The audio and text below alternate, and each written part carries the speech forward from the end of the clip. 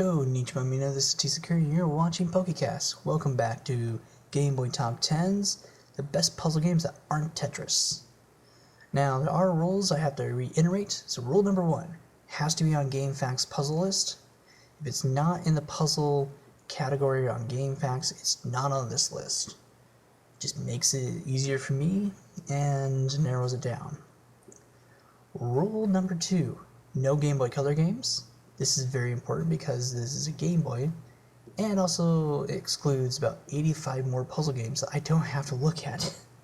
So definitely makes it easier for me, since there's already 120-ish games for Game Boy. Next is no Tetris games. Since I am a huge Tetris fan, cannot include any Tetris games because most of the games would actually be occupied by the Tetris games, so that's why I cannot include them in this particular list. The final rule is number 4, no Tris games.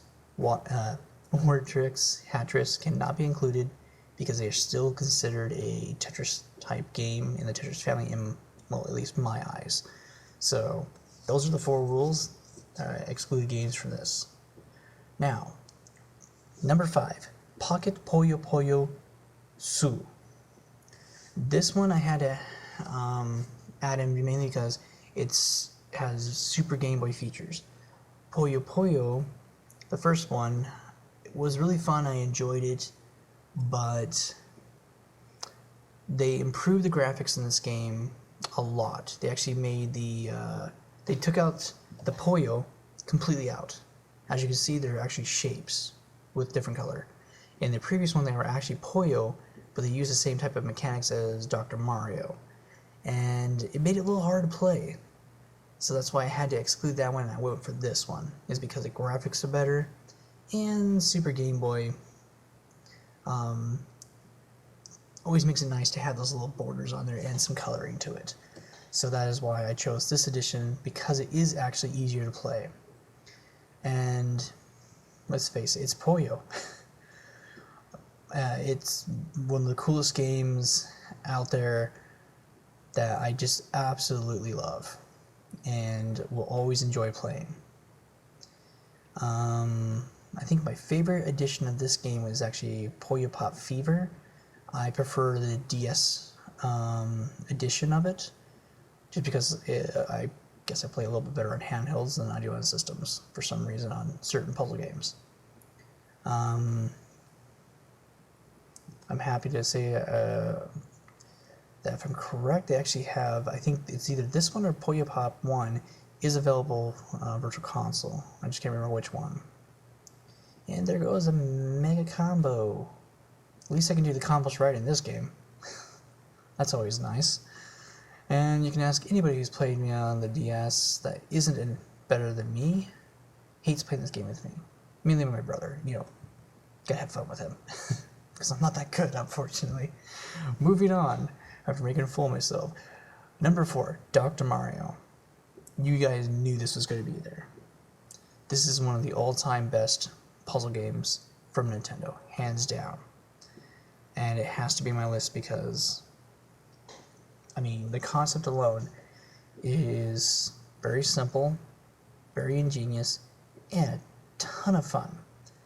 And now the unique thing about this one is that my friend's wife is an expert on this game. She can destroy all of us in mere seconds. It's actually spooky.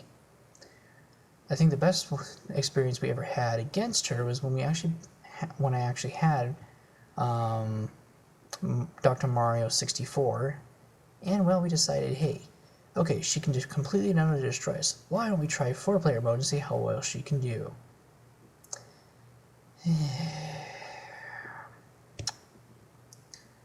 After completely destroying all of us, we learned that only one person can actually get close to beating her, but still wasn't enough. So that's the unique thing about this game, is I really enjoy this game, but there are certain people even I won't play. And for good reasons. But yeah, when it comes down to it, this is an amazing game. even though it wasn't multiplayer, I picked up the Lite version for the DS Lite because this is an amazing game to at least have as handheld, even if it is single player, because it's just that awesome to play. So that is number 4, Dr. Mario.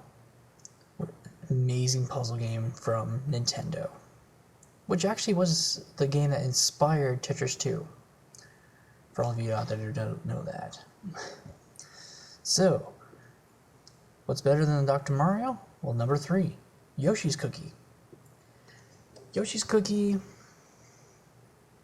when I got to play this game for the first time, it was on the Super Nintendo, I believe. I fell in love with what you could actually do on the game. It was easy yet complicated at the exact same time, which is what a good puzzle game should be. And I just liked how everything was working in the game. I was able to find this on the GameBoy a while back. Unfortunately, I don't have it anymore. Don't know why, but just started playing the heck out of this game and fell in love with it. And the cool thing is about this is that later in the 2000s on the DS, Pokemon Thrazi was released, which basically used the exact same concept as Yoshi Cookie, with us, a little bit of updates and things like that. But the game itself had exactly the gameplay I was looking for.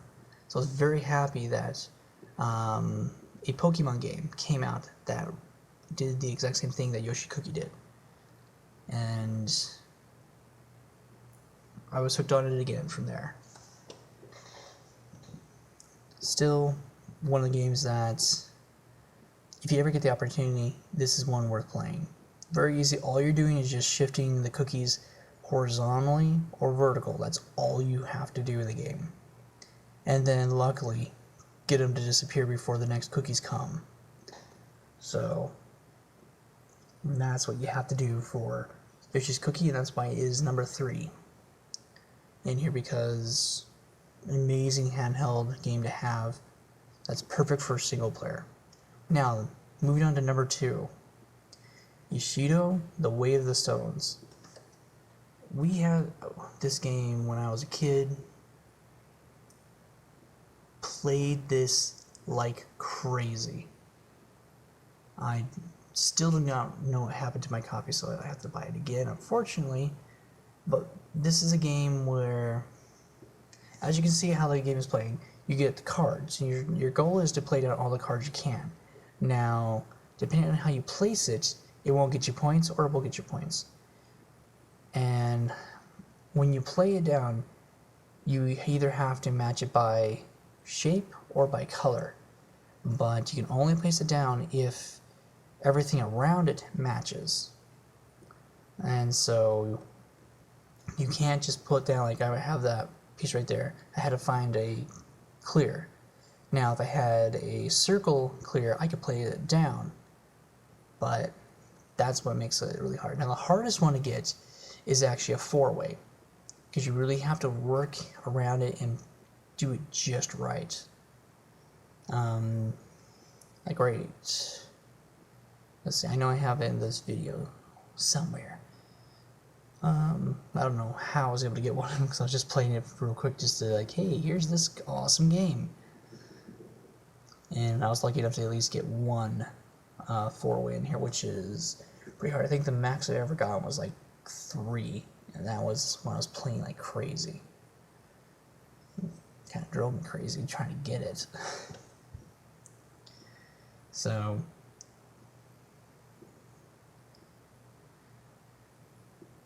and I just saw that I completely put that in the wrong spot. Oh well, but I don't think it worked right there. Now let's see.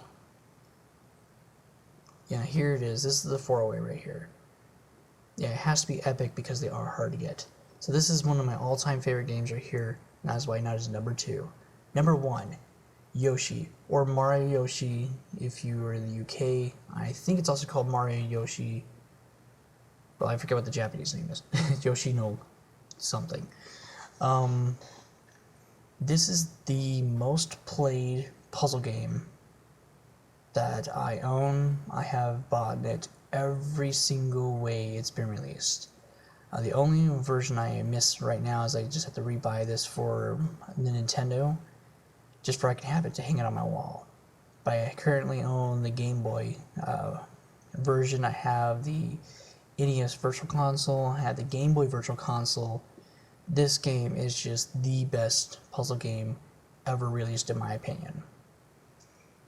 It is very simple. You're just matching two pieces together or building a Yoshi egg to get extra points. And it gets nuts on how everything can get really fast. Whenever you're changing levels, you'll actually have up to 3 to 4 pieces come down at once, or the whole thing up top come down. So you can really have some problems if you're not careful. Like I said, since I have this on my 3DS, if I'm not playing any 3DS game, this is actually the game I turn on. This probably has the most hours on my 3DS for any downloaded game. And I think my best record I ever got, I got like 177 eggs one time, and to get that high is actually not too easy. I think it was like an 8-hour play at least. Ugh. It just drives you crazy sometimes because you have to really think ahead and try to do what you can. So this is the #1 game, Yoshi, or Mario Yoshi, depending on where you're in. So I hope you guys have enjoyed this top 10 list. If there's any games you guys think that should be done there, let me know. Tetris saying ciao and sayonara.